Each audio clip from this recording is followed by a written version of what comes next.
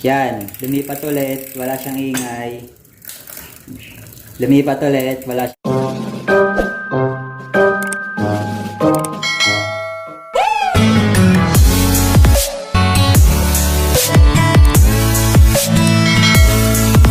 Yun! Well, what's up guys? Welcome back to my channel, Magsinuklan. Well, vlog natin ngayon ay paano nga ba ako magtono ng bike? Well, tama-tama kasi may ride ako. Kailangan kong itono muna yung bike ko bago ako mag-ride ng malayo. Then, itong content na to dahil to sa request ni Boss Chi. Yan, shoutout sa'yo, Boss Chi TV. Ang kailangan mo lang yung mga pang-adjust dito sa pantanggal dito sa kable. Well, dito sa L screw at saka H screw. Ito. Then, yun lang. Napakadali. Allen screw. Para sa akin to, flat screw kasi ito yung kailangan ng tornilyo. Flat screw. Then, plies. Pag meron kang tatlong nito, okay na yon. Then, kung may bike stand ka, mas maganda kasi para may adjust mo agad ng maayos yung paggulong ng gulong mo. What? Well, anong connect mo? Ito, para mabilis kang kasi kailangan mataas yung isang gulong mo. Para pagka nagkakambyo ka, madali lang. Well, pakilala ko lang sa inyo, ito ang RD o rail derailleur. Ito yung responsible sa paggalaw, pagga-guide ng kadena natin kung saan siya lilipat. Pataas o kaya pababa ng sprocket. Then, guys, ito naman yung shifter natin. Well, itong shifter na to, nakakonekta to sa kable na to. Well, itong cable na to, ito yung responsible para gumalaw yung RD natin o rail derailleur. Kaya napaka-importante nito. Ito, pagka nagdagdag ka, hihila to. Then pagka nagbawas ka sa shifter, luluwag to kaya gumagalaw yung ating RD. Okay? Then ito, kung alam nyo to, itong barrel adjuster, minsan makikita nyo to sa shifter, minsan nasa RD.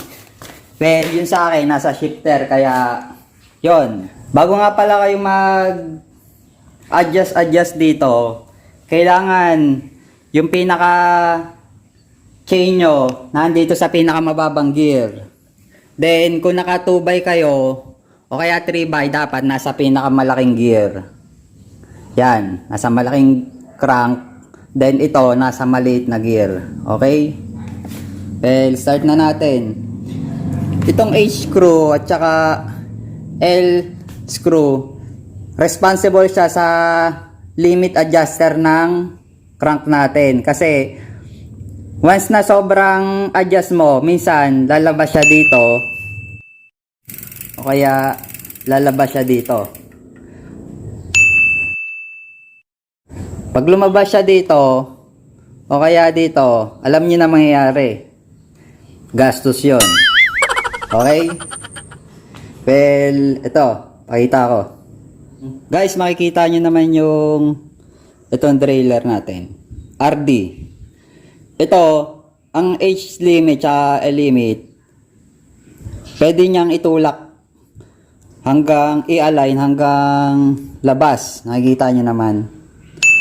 Hanggang dito sa pinaka maximum speed natin, pinaka mataas. Then pwede niya rin i-adjust tong pinaka mababa. Well, pagka hindi siya naka-align, hindi magkakaigi yung kadena nyo talaga. Kaya eto, papakita ko kung paano talaga siya magre-response kapag nakatono yung mga shifter nyo. Bago kayo mag-start ng pag-adjust nyo, dapat itong barrel adjuster nyo nakalock muna. Sagad nyo, sarado nyo. Then Mag-outwards kayo ng isang ikot lang. 360 ikot. Isang ikot. 1. Yan. Isang ikot lang yon. Well, ito na. Nasa mababang gear, then nasa malaking crank. Tsaka nyo ngayon, ilock yung cambio nyo. Ito, cable wire. Yan. Kaya sinabi ko sa inyo may plies, panghila dito sa wire. Well, hilahin natin. Ito.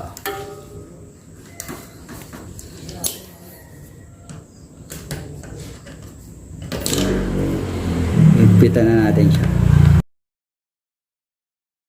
Then, naigpit na siya. Yung L screw ngayon at H screw, i-adjust na natin siya ngayon. Well, paano nga ba tong H screw to? Pagka inikot ko to, makikita nyo kung saan siya gagalaw. Doon, kung nakikita nyo, papasok siya dito. Sa kanan siya. Then, tatama lang natin siya dito sa pinakamaliit para ma-align. Yan. Well, kung nakikita nyo naman, naka-straight na siya yung ganyan.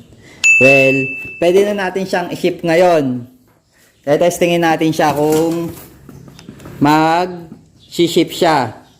Well, panoorin nyo kung shift ko ha, sabihin ko ha.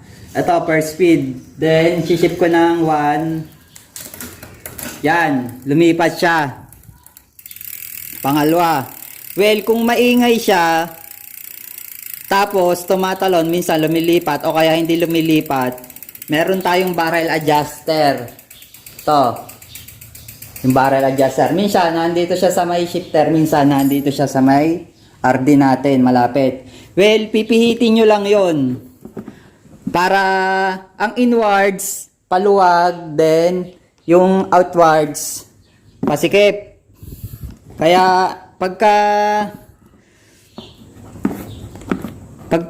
tumatalon siya o kaya lumilipat siya sa ibang kadena, i-adjust nyo lang yon. Ito. Well, lilipat ko ulit. Yan. Lumipat ulit siya. Wala siyang ingay. Yan. Lumipat ulit. Wala siyang ingay. Lumipat ulit. Wala siyang ingay. Shift ulit. Yan. Wala siyang ingay. Ibig sabihin, naka-align na. Ano siya. Yan. Well, naka 10 speed siya. Hanggang 9 lang siya.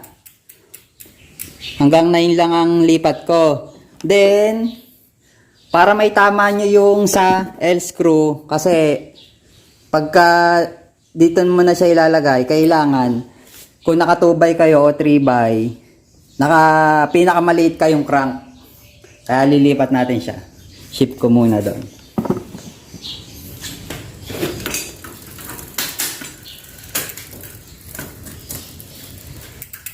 Yan.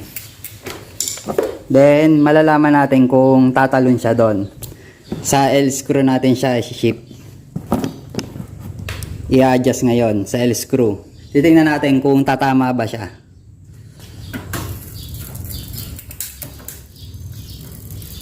Then, yan, lumipat na siya ngayon. Malalaman natin kung sobra yung lipat niya, kung sobra yung adjust natin kapag pinindot nyo pa yung shifter, pero gumagalaw pa siya. Pero hindi na siya gumagalaw ngayon. Hindi na siya tumutulak. Ibig sabihin, sakto lang yung adjust natin dito. Kaya, yan, nakatono na yung bike natin.